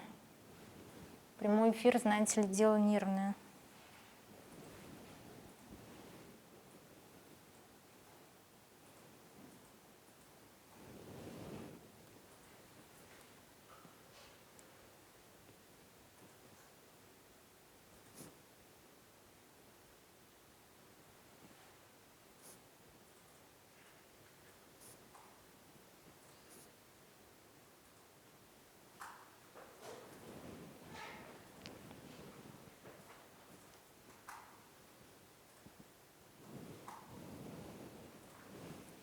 Так, немножко синего я верну для вот этой вот крыши, которая мне все покоя прям как-то не дает. Прям должна она стать синей. Вообще, что мы не поп-арт, что ли?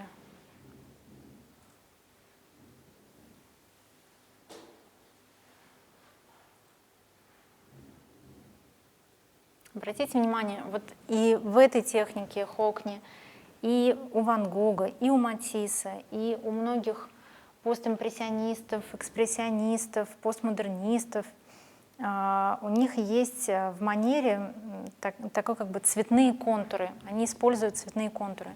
И это очень эффектно. Например, для какой-нибудь бежевой крыши будет синий контур.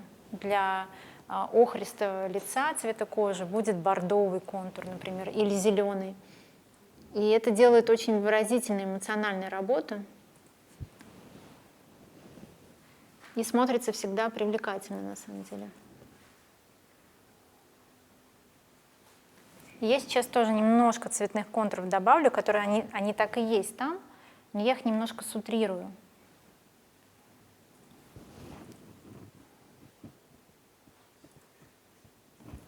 Чуть все поровнее.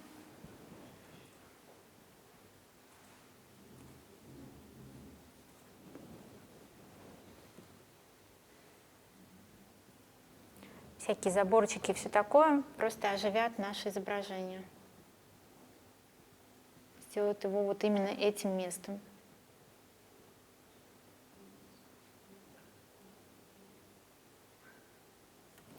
Всякие дверки. Я делаю это все темно-синим, теневым таким оттенком, потому что эти линии возникают именно в тенях, как вы знаете наверняка.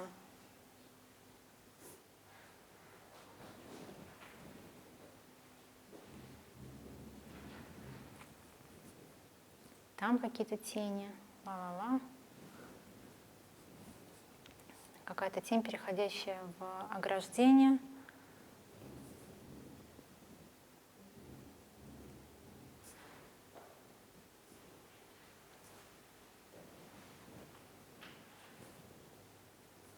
Какая-то растительность, там что-то такое.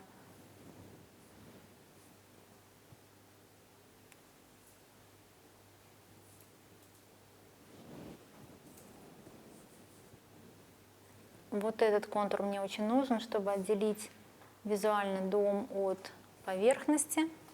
И хорошо, что он там и есть натурально. Там что-то стоит и дает тень.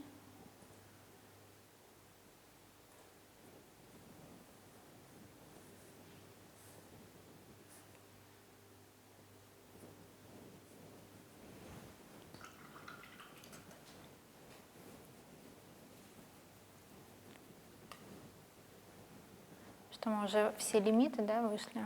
Сколько времени? Елена Шевелева. Это Индия. Акварелью тяжко имитировать гуашь, но Индия такая страна, что идеальность ей бы только повредила. Цвет дома, призрака справа провалился в бумагу, значит так надо. И работа. Вау! Отлично, великолепно. Вот точно согласна с вами про идеальность. На самом деле, да, Индия — страна контрастов, да, как говорят, и великолепный у вас красный акцент, вот этот дом, очень легкое прозрачное небо, вообще огромное удовольствие. Акварель у вас вышла очень уверенная, видимо, вы как-то чувствуете хорошо эту краску. Великолепно, спасибо, очень здорово. Единственное, я бы вот, может быть, что-то, мне кажется, должно появиться на первом плане. Может быть, там что-то есть, типа вывески или фонарь или что-то такое. Вот чего-то, какого-то еще акцента не хватает. Есть первый план, и вот должен быть какой-то средний и небо. Ну, как мне кажется. Вот здесь даже вот эта закорючка, ограждение, она как-то держит композиционно, знаете.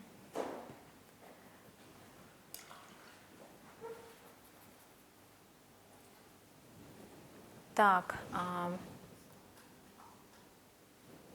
немножко вот мне хочется прямо здесь дать такой оттенок голубоватый, чтобы все-таки показать, что металл. А там, где металл, там всегда будет голубой оттенок.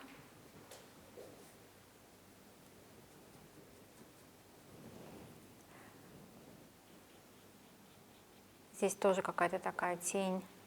Я стараюсь ее все равно обобщить, но чуть-чуть вот намек дать на то, что там прям живая, трепещущая тень. Иногда тени бывают очень четкие, а иногда, особенно от листвы, они очень такие трепещущие. Здесь какая-то тоже красота, причем зеленым оттенком. Вот честно, вообще, вот мне не важно знать, что там. Я вижу набор пятен, линий и передаю их.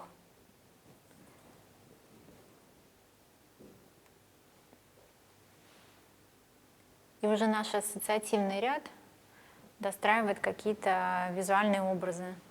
И это всегда очень интересно, мне кажется. Такая игра с образами. В данном случае цвет, вот наш максимальный выразительный инструмент для этих образов.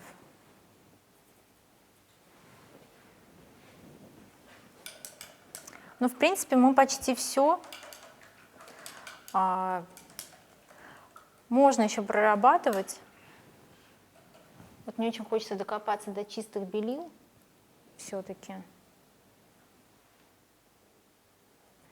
И сделать домик прям сияющим белым. Что-то мне подсказывает, что он так и не будет сияющим белым. Просто потому что все-таки есть особенности у гуаши. Но вот акрилом можно было бы сделать, потому что синтетическая краска.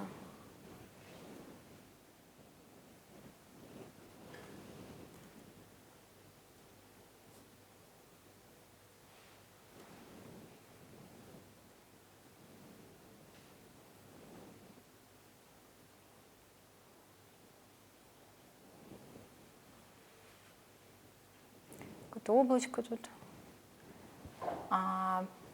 И домик бордовый, такой красно-бордовый акцент слева. Мне вот очень нравится, что он там появился, что он вообще там есть.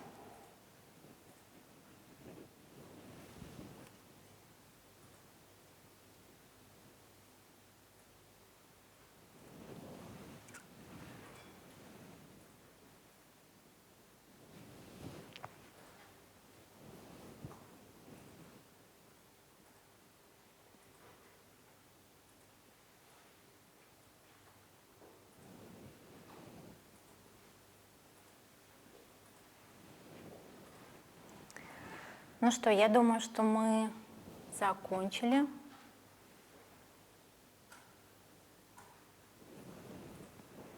Мне очень интересно посмотреть, повторюсь, что у вас там получилось.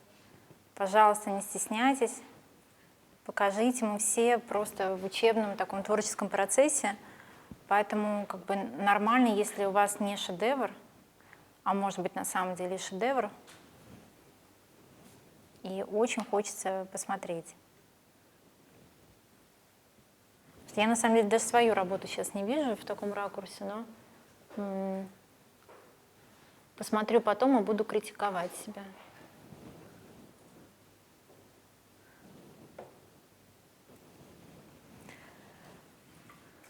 Ну что, подписываемся.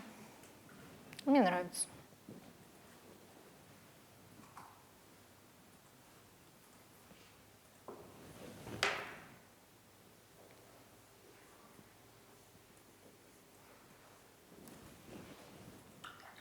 Ну что, друзья, мы закончили. Я надеюсь, что сегодняшний мастер-класс просто принес вам много удовольствия. Надеюсь, что он станет для вас ярким впечатлением. Надеюсь, что вам удалось почувствовать опять на себе горячее солнце, что ваша кожа его ощущает, что вы видите в глазах прибой, слышите его, что вы чувствуете вот этот запах, соленый воздух или хвойный воздух, и ощущаете песок под ногами. И просто останетесь сегодня с приятным таким осадком, с приятной улыбкой на лице. И очень жду каких-то ваших отзывов и, конечно же, работ. Присылайте. И жду вас на своем курсе. Правда, буду очень рада. И вообще заходите на ArtClever. И надеюсь, что вы найдете там много интересной информации. Там есть библиотека, кстати, классная, где вы можете посмотреть интересные книги для себя. И вся команда очень старается, много работает, чтобы эта платформа стала чем-то большим, чем просто платформа. Это не школа, это целый мир, и мы работаем над вообще уровнем онлайн-образования в России. Я это всегда смело заявляю. Спасибо, что вы были со мной этим вечером, и надеюсь, что вы тоже выполнили 2 работы. Очень интересно. Все, всем счастливо, пока. Спасибо.